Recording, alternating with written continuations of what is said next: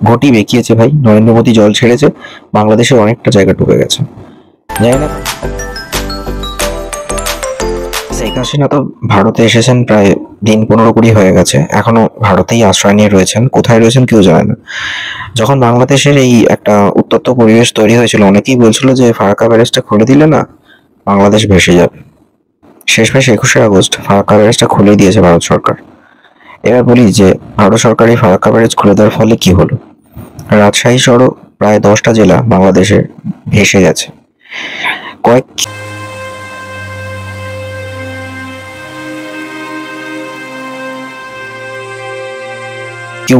কয়েক কিউসেক জল ছাড়া হয়েছে।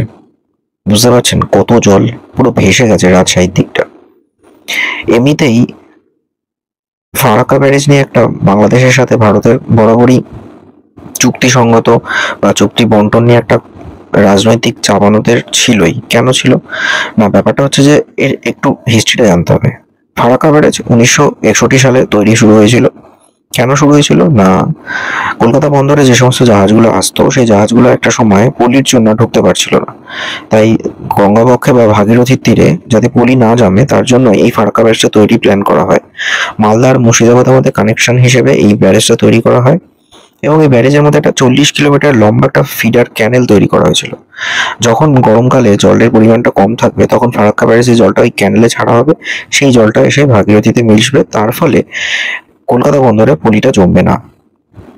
এবার 1961 সালে সোভিয়েত রাশিয়ার সাহায্যে এই ফারাক্কা ব্যারেজ শুরু হয়েছিল এবং 1975 সালে এটা শেষ হয়।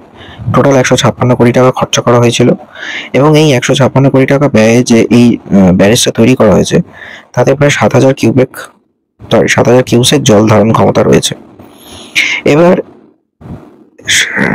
একটু ভুল বললাম, 7,000 ঘনমিটার জল ধারণ ক্ষমতা রয়েছে এবং ফারাক্কা তাপবিদ্যুৎ কেন্দ্র রয়েছে এবং আরো বেশ কয়েকটা প্রকল্পের কাজ চলে, মাছ ধরা, ফিশিং, অনেক কিছু চলে এই ফারাক্কা ব্যারেজের উপর বেস করে।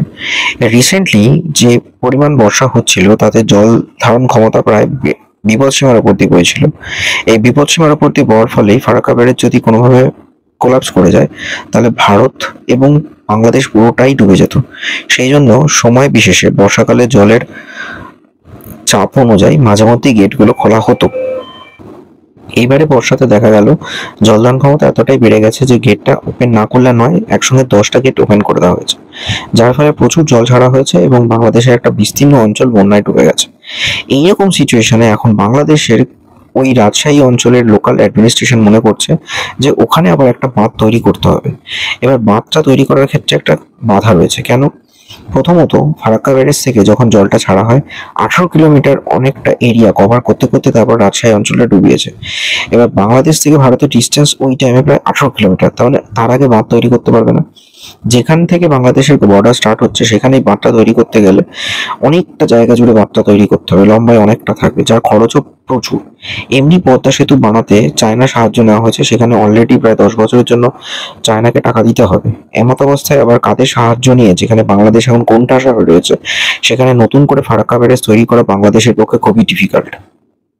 তবে দিনের শেষে একটা কথাই বলবো, ঘটি বেঁকিয়েছে ভাই, নরেন্দ্র মোদী জল ছেড়েছে, বাংলাদেশের অনেকটা জায়গা ডুবে গেছে। জানি না কার ভিডিওটা কেমন লাগলো। বন্যা কখনোই চাওয়া উচিত না, সৃষ্টি করা উচিত না, কিন্তু কখনো কখনো নিজের পিঠ বাজাতে জল ছাড়তে হয়। এবং বাংলাদেশ এবং সেখানকার মানুষজন অনেক অনেক কথাই বলেছিল, তারা আশ্রয় নিতে পশ্চিমবঙ্গ ঢুকে পড়েছিল, কিন্তু ফারাক্কা ব্যারেজে জল খুলে দেওয়ার ফলে বাংলাদেশ এখন ভাসছে।